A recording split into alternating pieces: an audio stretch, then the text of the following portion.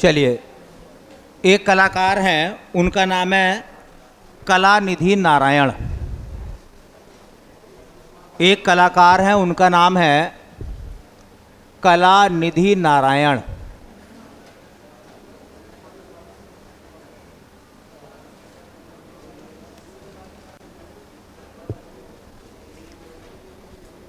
ये भरतनाट्यम की कलाकार हैं।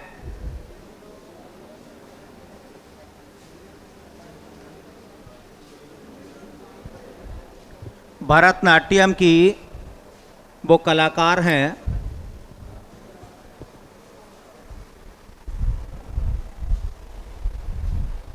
इनके बारे में एक विशेषता है जो आपको याद रखनी है।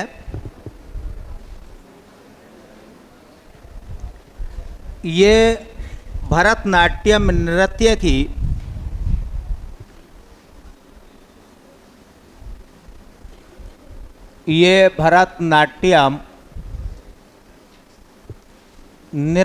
की पहली गैर देवदासी नृत्यांगना है।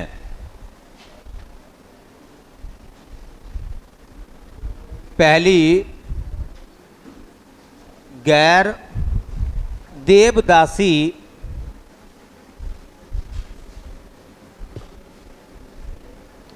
नृत्यांगना है।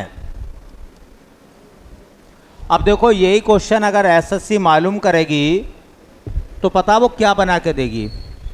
वो इस सवाल को लिख के देगी कि देखिए,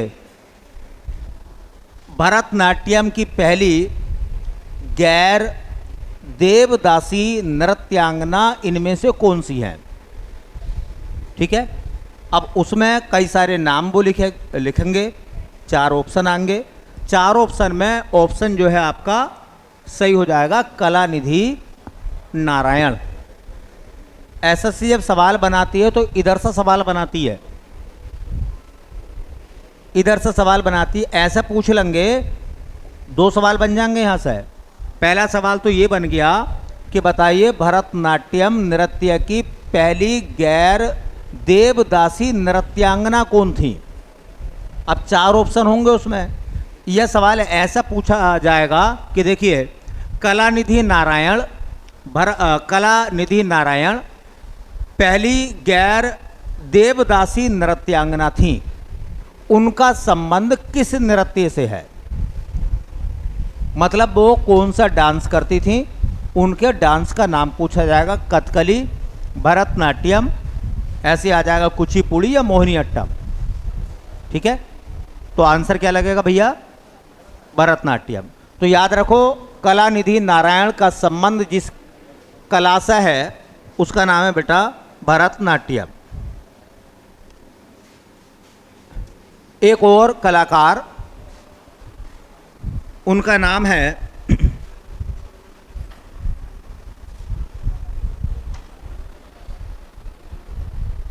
नर्तकी नटराज।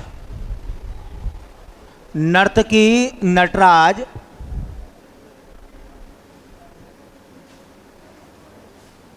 नर्तकी नटराज। अब सवाल यही है कि जो नर्तकी नटराज है वो किस नृत्य की नृत्यांगना है। ठीक है, तो नर्तकी नटराज जो है वो भी भरतनाट्यम की कलाकार हैं।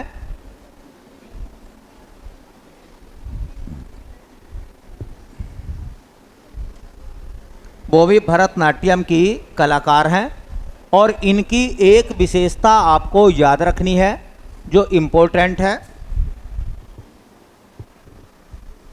एक विशेषता जो इम्पोर्टेंट है, पेपर में क्वेश्चन में ये बात आ सकती है आपके लिए। पद्मश्री से सम्मानित पहली ट्रांसजेंडर हैं ये। भरतनाट्यम की पहली ट्रांसजेंडर जिनको पद्मश्री मिला। ठीक है, तो यह पद्मश्री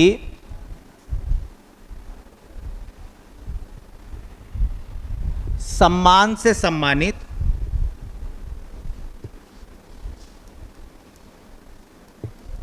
सम्मान से सम्मानित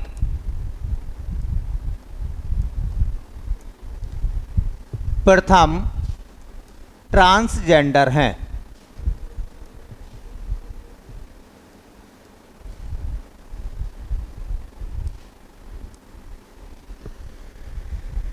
तो नर्तकी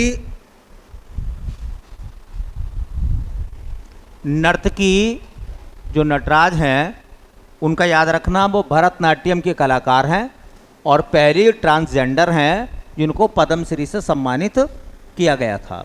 इम्पोर्टेंट फैक्ट है, एग्जामिनर आपसे मालूम कर लेगा। एक और कलाकार हैं, उनका नाम है Gita Chandran. Gita Chandran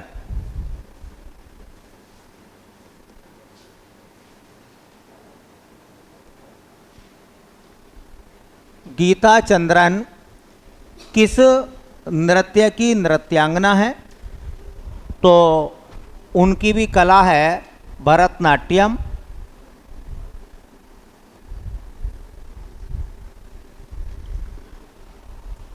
Bharatanatyam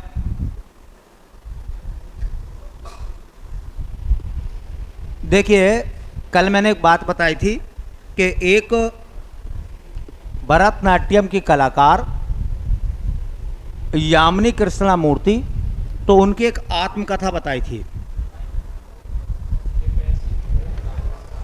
a passion for dance. ऐसी ये जो है गीता चंद्रन, इनकी भी एक आत्मकथा है और इनकी आत्मकथा का नाम है सो मैनी जर्नीज।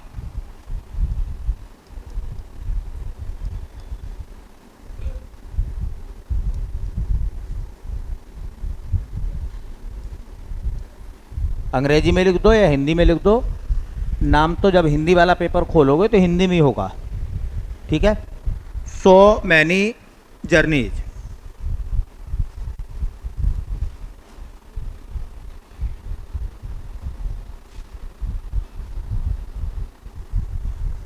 एक कलाकार हैं, उनका नाम है वसुंधरा दोरास्वामी। वसुंधरा दोरास्वामी एक कलाकार हैं,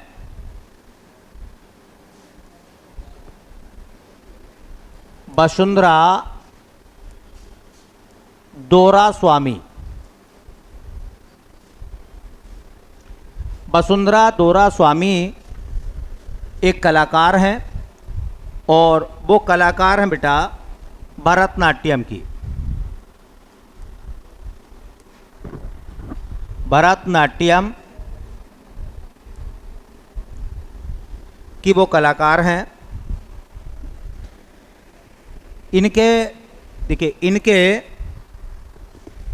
बारे में दो विशेषताएं हैं जो कि इम्पोर्टेंट हैं। और जैसा मैंने बताया है कि कल्चर के सवाल तकरीबन 10 आएंगे, मतलब ऐसा मान कर चलो 50 में तो 10 सवाल बहुत मायने रखते हैं, ठीक है। और कभी कभी ऐसा होता है कि जो आपके रटे हुए नाम हैं वो मिल जाते हैं, और कभी कभी ऐसा होता है कि नाम तो पढ़ा हुआ है लेकिन उनके बारे में ये नहीं पता कि क्या ये बातें सही हैं जो बोली गई है, ठीक है। इसलिए जो मैं विशेषताएं बता रहा हूँ आपको, ये इम्पोर्टेंट हैं, इन्हीं से सवाल उल्टे सीधे होकर बनकर आएंगे, ठीक है। तो नाम है वसुंधरा दोरास्वामी, भरतनाट्यम की वो कलाकार हैं। देखो, एक तो ये आता है, इनकी जीवनी लिखी थी जीएस पॉल ने। जीएस पॉल ने इनकी जीवनी लिखी थी और उस जीवनी को नाम दिया था Vasundhara odyssey of a dancer. और एक सवाल आता है जो कि इम्पोर्टेंट है, ये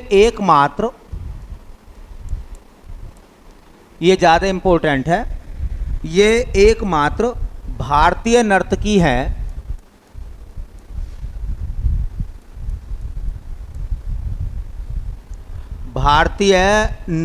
हैं जिन्हें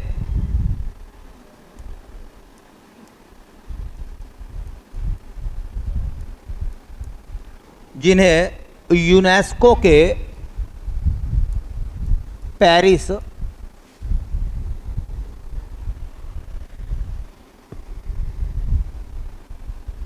ये एकमात्र भारतीय नर्तकी हैं जिन्हें यूनेस्को के पेरिस विश्व शांति सम्मेलन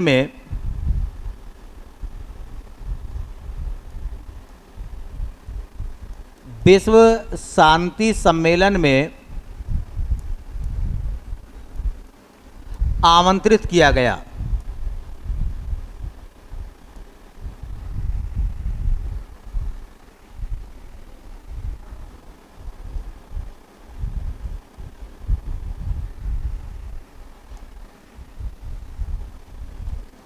आमंत्रित किया गया। अच्छा एक बताओ, आमंत्रित किया गया होगा तो परफॉर्म करा होगा उन्होंने वहाँ पर। तो यूनेस्को के विश्व शांति सम्मेलन में परफॉर्म करने वाली नर्तकी का नाम बताइए। तो नाम उनका क्या? वसुंधरा दोरास्वामी। ये इम्पोर्टेंट फैक्ट है। ये सवाल, इसी टाइप के सवाल जो है अब एग्जामिनर जो बना रहे हैं और क्वेश्चन वो आपसे मालूम कर रहे हैं। एक नाम है सरोजा वैद्यनाथन।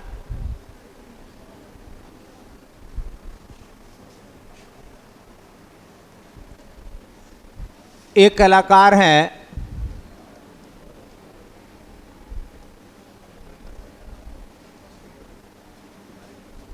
वैद्यनाथन। वो जिस कला की कलाकार हैं तो उनका भी नृत्य है Bharatanatyam.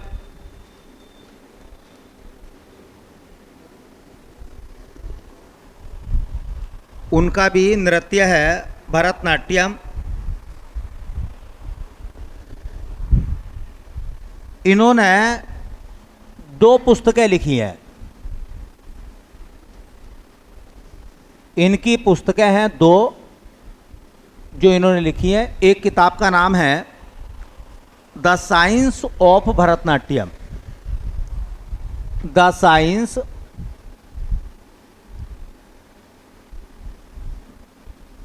Of Bharatanatyam.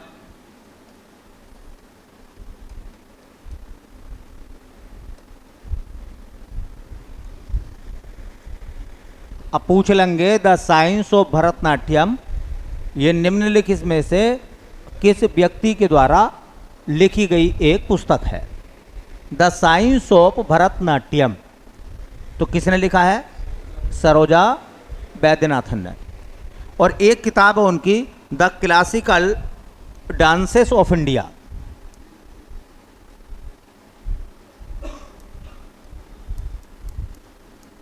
The classical dances of India.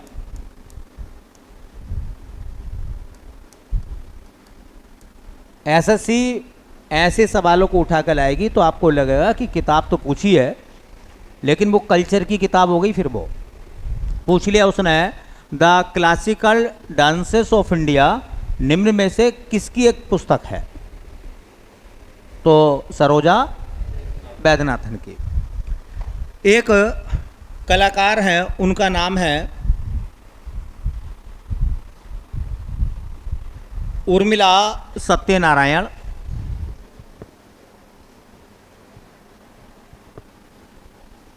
एक कलाकार हैं उनका नाम है उर्मिला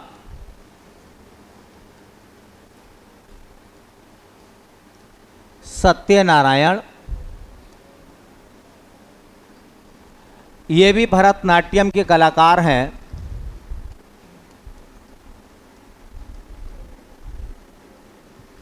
और इनसे संबंधित एक खास बात यह है कि अभी 2023 में उनको संगीत नाटक अकादमी मिला है।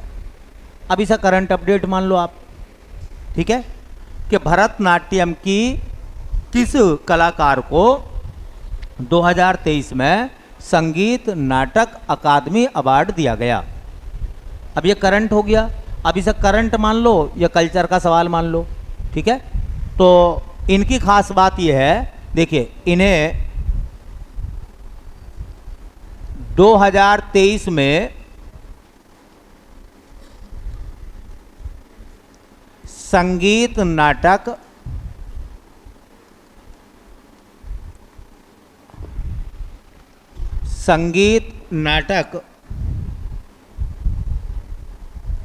अकादमी पुरस्कार दिया गया।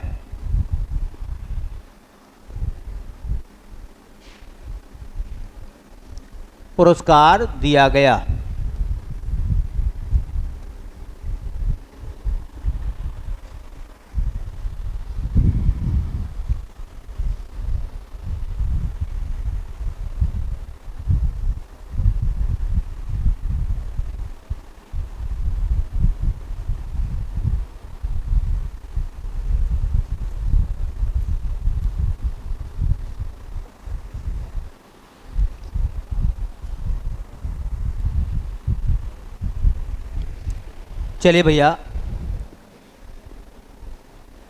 एक कलाकार, उनका नाम है शशधर आचार्य। शशधर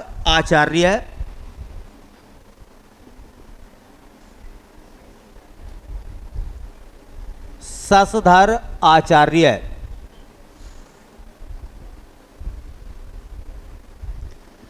ये भी एक कलाकार हैं, और ये कलाकार हैं छऊ के। एक नृत्य आपने सुना होगा, छऊ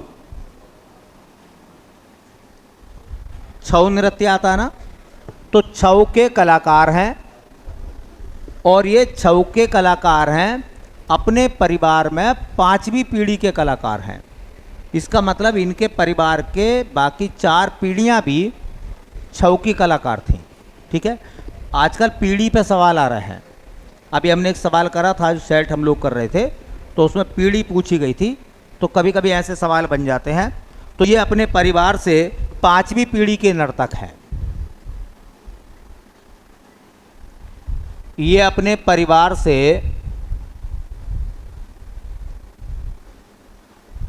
5वीं पीढ़ी के नर्तक हैं। 5वीं पीढ़ी के नर्तक हैं ये। नाम उनका शशधर आचार्य।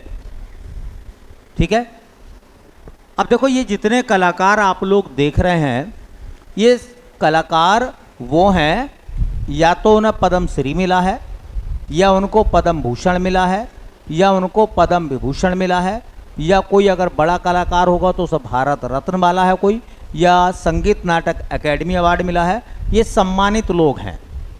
ठीक है, लेकिन हमने किसी का कोई सम्मान लिखा? अगर कोई भारत रत्न जैसा कलाकार आएगा उसका लिखेंगे।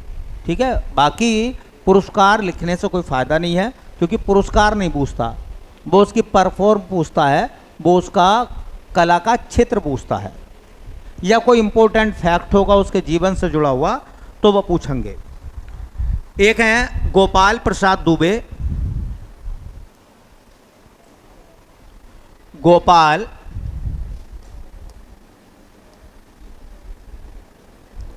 प्रसाद दुबे, ये भी कलाकार हैं छऊ के।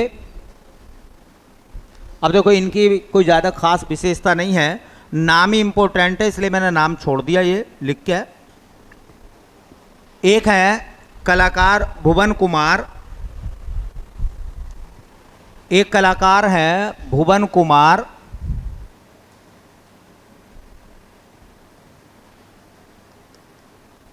भुवन कुमार जो कलाकार हैं वो भी छऊ के हैं। और एक बात याद रखनी थी, 2021 में इनको संगीत नाटक अकादमी मिला था। कब मिला था? 2021 में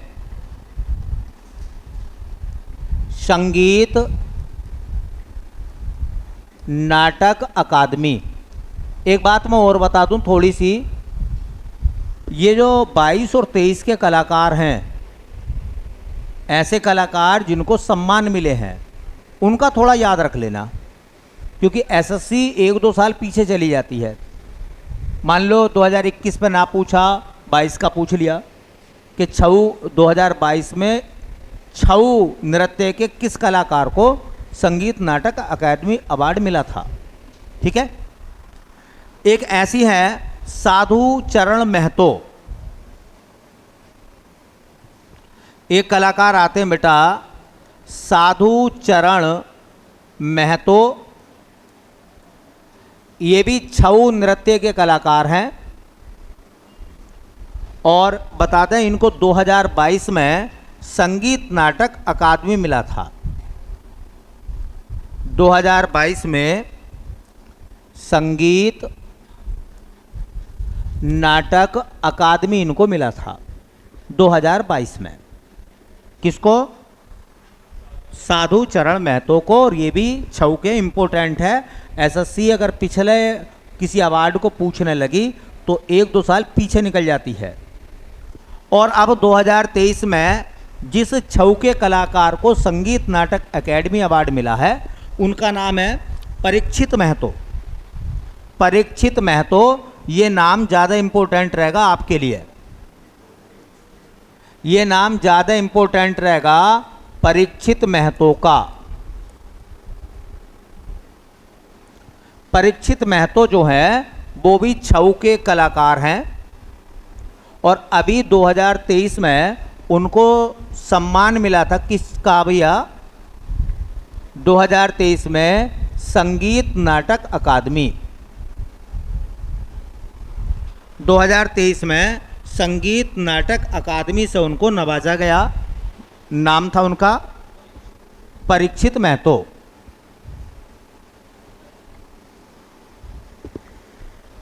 देखिए, पढ़ने के लिए, एग्ज़ाम को क्रैक करने के लिए लोगों को अगर ये पता चल जा कि इस वाली किताब में से 5 सवाल आएंगे, समझिए मेरी बात को, और उन्हें उसके लिए 100 पेज पढ़ने पड़ जा, तो वो 100 पेज से पीछे नहीं हटते। मैं इस बारे में बोल रहा हूँ कि ये मत समझना कि भैया कितने कलाकार और हैं। ठीक है, कितने कलाकार और हैं, क्योंकि एसएससी नए से नए कलाकार को उठा कर लाती है और ऐसे व्यक्ति को लाएगी जिसके बारे में कभी कभी तो हमें पता ही नहीं चलता। ठीक है, कि हमने सब कलाकार पढ़े, ये क्यों छोड़ दिया। और कलाकार बहुत हैं। आपको पता, सैकड़ों लोगों को हर साल पद्मश्री मिलता नहीं मिलता। सैकड़ों लोग होते हैं वो पद्मश्री पाने वाले। तो ऐसे में कुछ चुनिंदा लोगों को छांटना और उनसे सवालों को बनाना, ये एसएससी का काम है। और हमारा काम ये है कि हम गागर में सागर तो पढ़ें, लेकिन कम से कम गागर पूरी भरी हुई हो। भाई, गागर में सागर भरने का मतलब है बहुत ज़्यादा में से, हाँ, बहुत थोड़े से काम चलाना, लेकिन सवाल इस बात का कि वो गागर भी तो पूरी भरी हुई हो। है, कहीं पता चला कि आपने 20 नाम लिखे कि बोले हमने तो सारे कलाकार पढ़ लिए, तो तुम तो खुद ही उस्ताद हो गए। ऐसा काम नहीं चलता भाई, पढ़ना पड़ेगा। तो आलस मत करना, मेरा कहने का मतलब ये है। और ये मान कर चलना कि इनमें जो मैं आपको लिखवाता चला जाऊंगा, इनमें से ये नाम आपको, अब एसएससी स्टेनो के 4 सेट खुलेंगे कम से कम। अब 4 सेट खुलेंगे, ये बताओ एक सवाल चारों सेटों में थोड़ी आ जाएगा है। और अगर मान लो कोई जीडी की तैयारी में हो बच्चा, तो जीडी में तो खुलते मुझे लग रहा है 30-40 सेट, महीनों भर एग्जाम चलता है जीडी का है। तो ऐसे में अगर 30-40 सेट खुलते हैं तो 30-40 सेटों में क्या एक ही सवाल बार बार आता रहेगा? और ये तय बात है, कला और कलाकार के सवाल देगा जरूर हर सेट में। ठीक है, तो 30 सेट खुले तो वैसे भी बेटा 30 सवाल तो वैसे ही बन गए। अब 30 सवालों को पकड़ने के लिए आपको कम से कम 10 गुना पढ़ना पड़ता। एक सवाल को पढ़ने के लिए उसके साथ में 10 सवाल पढ़ने पड़ते हैं, तब जाकर कहीं एक सवाल मिलता। और कभी कभी तो सैकड़ों सवाल पढ़ने के बाद एक सवाल आता था। तो इसलिए आलस बिल्कुल मत करना।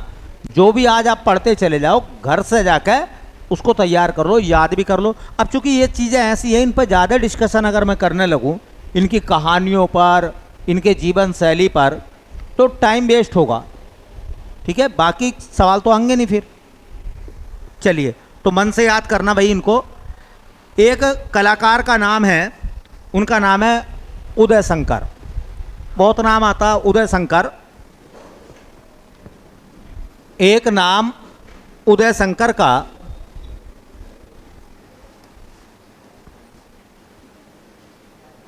एक कलाकार हैं उदय शंकर। आपने एक नाम सुना होगा पंडित रविशंकर का, नाम सुना है? तो पंडित रविशंकर कौन सा वाद्य यंत्र बजाते थे? सितार। तो ये उन्हीं के भाई हैं, ठीक है। पंडित रविशंकर के जो भाई हैं उनका नाम है उदय शंकर, ठीक है। उदय शंकर उन्हीं का नाम है, उनके भाई का मतलब। अब ये किस कला के कलाकार हैं? तो भारतीय शास्त्रीय नृत्य। ये भारतीय शास्त्रीय नृत्य।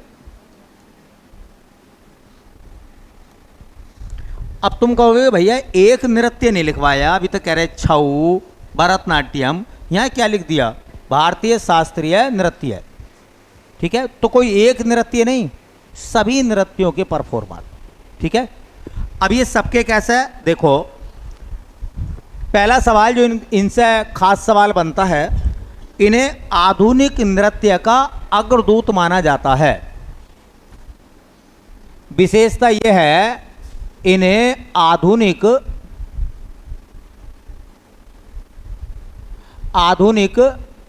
भारतीय नृत्य का आधुनिक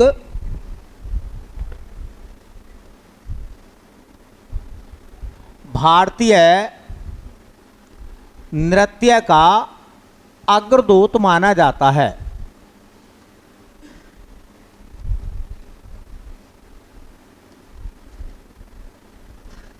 कभी कभी तो सवाल ऐसे भी पूछ लेगा कि आधुनिक भारतीय नृत्य का जनक, जो आज डांस हैं उनका जनक किसे माना जाता है? तो उदय शंकर को, ठीक है। दूसरी विशेषता क्या है इनके बारे में, नोट डाउन करिए उसको भी। इन्होंने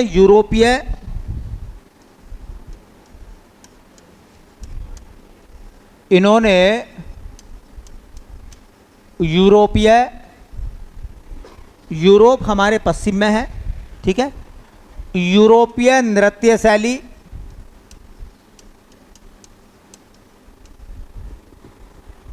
व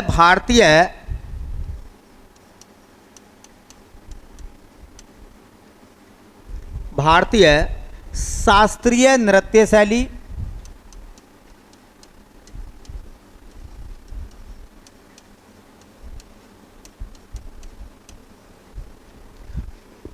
शैली को मिलाया।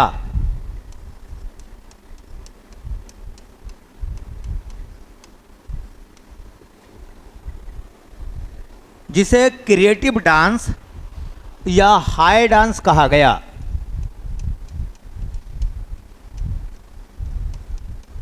जिसे क्रिएटिव डांस या हाई डांस कहा गया। अब ऐसा थोड़ा सा समझिए, उदय शंकर की जो परफॉर्मेंस है, जो उनका काम है, वो दुनिया में लोकप्रिय हुआ और उसकी लोकप्रियता की कुछ वजह रही। देखो एक बात बताओ, कहते हैं कि आप जिस देश में रहते हैं, आपकी वेशभूषा, खान पान, चाल चलन, रहन सहन सब उसी देश के अकॉर्डिंग होते हैं, होते नहीं होते? ऐसे तुमने देखा होगा, एक होते हैं लोकगीत। लोकगीत क्या कौन से होते हैं? जो मतलब आप कह सकते हैं कि एक पर्टिकुलर एरिया में गाए जाते हैं।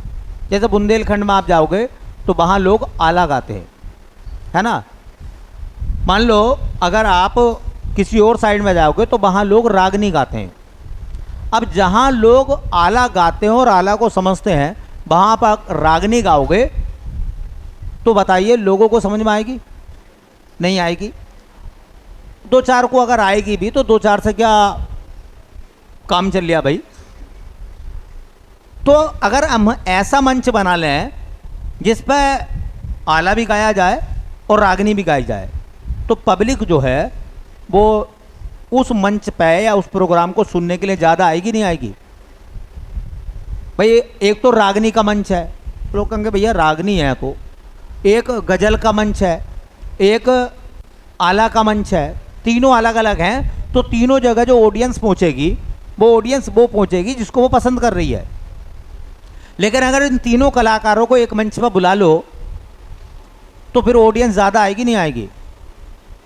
तो इन्होंने क्या काम करा, आप समझिए, इन्होंने क्या काम करा, जो भारत के शास्त्रीय नृत्य थे, हमारे यहाँ वाले डांस, और जो यूरोप है पश्चिम में हमारे, उन देशों के जो डांस थे उनका मिक्सअप कर दिया, उनका मिक्सअप कर दिया, उन्हें एक जगह मिला दिया। जैसे कुछ डांस स्टेप होते हैं ना, उनमें उसने मर्ज कर दिया उन्होंने। तो उससे क्या हुआ बताओ, वो एक नई चीज़ बनकर आई या नहीं आई? इसलिए इनके जो डांस को कहते हैं वो क्रिएटिव डांस कहते हैं। और ये बड़ा मुश्किल काम होता है, क्या चीज़ों को मिलाना, मिक्स करना। अच्छा, ये जो शैली थी ये भारत में पसंद आने लगी और ये शैली यूरोप में पसंद आने लगी। इस काम के लिए जो उदय शंकर हैं उनको आधुनिक भारतीय नृत्य का अग्रदूत माना गया है। वर्ल्ड में भारतीय नृत्यों को पहुंचाने का काम, उन पर परफॉर्म करने का काम इन्होंने करा है, उदय शंकर ने। तो नाम याद रखेंगे, इम्पोर्टेंट है। क्वेश्चन में हाँ सवाल आपसे इस तरीके के पूछे जा सकते हैं भाई। चलिए, एक कलाकार का नाम, उनका नाम है मृणालिनी साराभाई।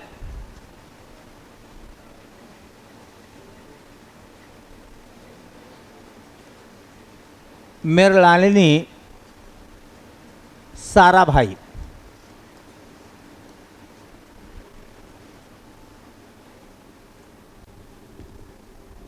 वो कलाकार थी भरतनाट्यम, वो भरतनाट्यम भी करती थी, कथकली भी करती थी, और मणिपुरी। अब एक सवाल यहां से बन जाएगा कि मृणालिनी साराभाई का संबंध इनमें से किस नृत्य से नहीं है? इनमें से किस नृत्य से मृणालिनी साराभाई का संबंध नहीं है? पहला ऑप्शन उसमें लिखा भरतनाट्यम, दूसरे में कथकली, तीसरे में मणिपुरी, और चौथे में उन्होंने लिख दिया, चलो कुचिपुड़ी लिख दिया, या इसे भी छोड़ो कथक लिख दिया। तो वो तीन क्लासिकल डांसों में उनको महारत हासिल थी मृणालिनी साराभाई को। ठीक है, चलिए देखो भैया, क्या क्या इंपॉर्टेंट क्वेश्चन है जो उनसे बनते हैं विशेषताओं में। 1968 में 1968 में उनकी कोरियोग्राफी के लिए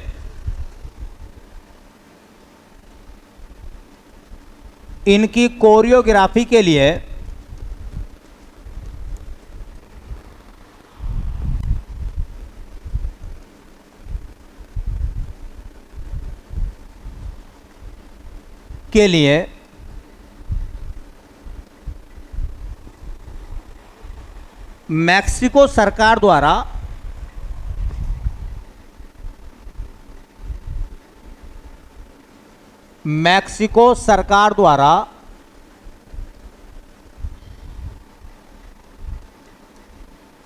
स्वर्ण पदक दिया गया।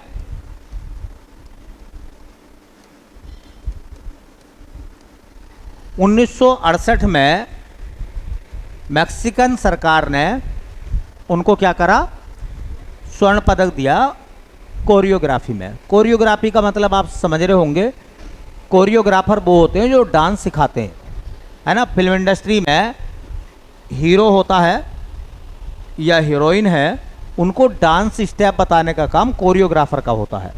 ठीक है, तो अब ये मत समझना कि जो कलाकार हैं वो खुद ही इतने अच्छे डांसर होते हैं। उन्हें पहले क्या करा होता जाता, रिहर्सल कराई जाती है, कई कई महीने तक डांस के एक एक स्टेप को करने में 8-8 दिन भी लग जाते हैं, है ना, क्योंकि वो कोरियोग्राफर उनको बताता नहीं आपको ऐसे ही करना है, तो वो कोरियोग्राफी कहलाती है। उसके लिए उनको मैक्सिकन सरकार ने गोल्ड मेडल दिया था। ऐसी देखो, ये निशा गांधी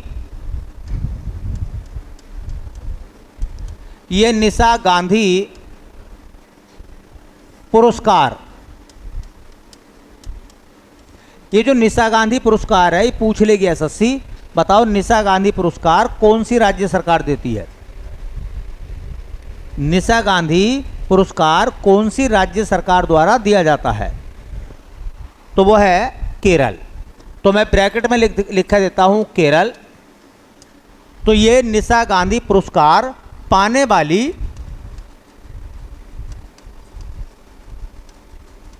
प्रथम महिला थी।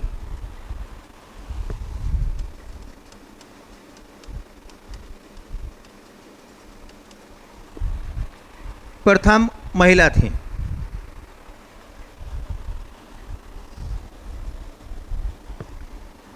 एक इंपॉर्टेंट सवाल और है, ये फ्रांसीसी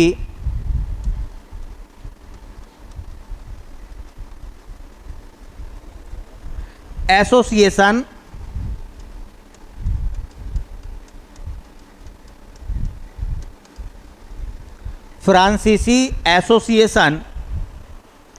आर्काइव्स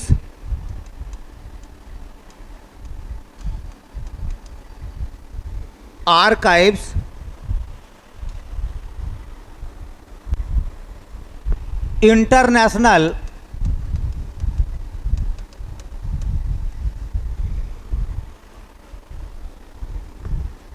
डे ला डांस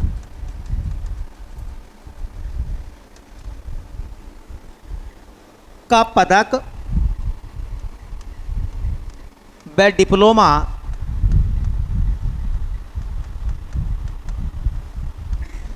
पाने वाली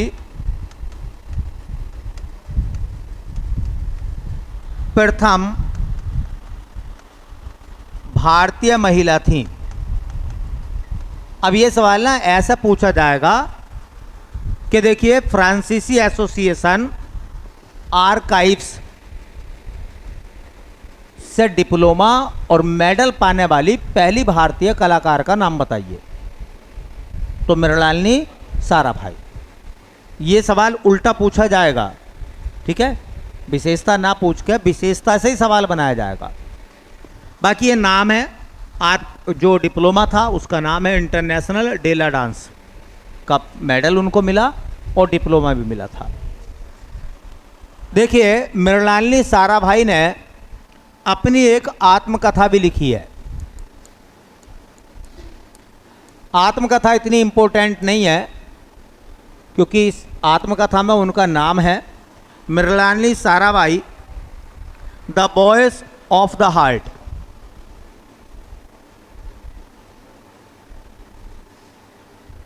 मृणालिनी साराभाई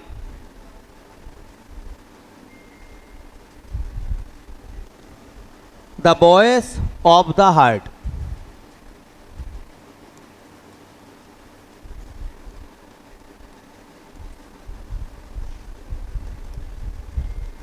मृणालिनी साराभाई के नाम से एक सवाल पूछा गया है। एक और विशेषता है कि मृणालिनी साराभाई ने एक संस्था बनाई थी।